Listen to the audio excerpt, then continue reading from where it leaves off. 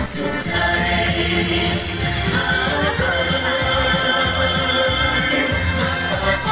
ปฏิวัติเราผู้เก่งกล้าอาถรรพ์สัจใจนำวาสนาก้าวไปสู่จุดหมายเข้มแข็งอันนี้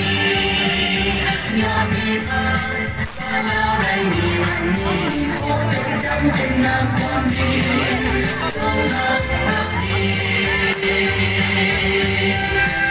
ดร่วมพาเธอ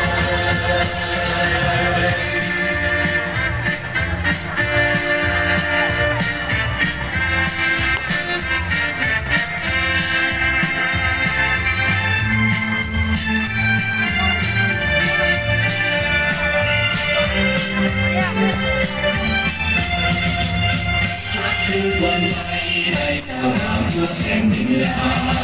วเพื่อเดือนและดาวเข้าปกครองเมืองท้องนา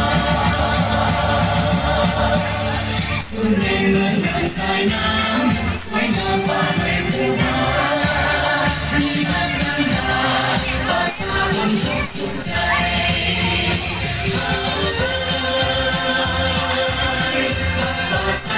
ปฏิวัติเราผู้เก่งกล้าอาถรรพ์สัจใจนำมาจะก้าวต่อไปสู่จุดหมายเข้มแข็งอันนี้ยอมมีเธอถ้าเราได้มีวันนี้ขอจดจำคุณงามความดี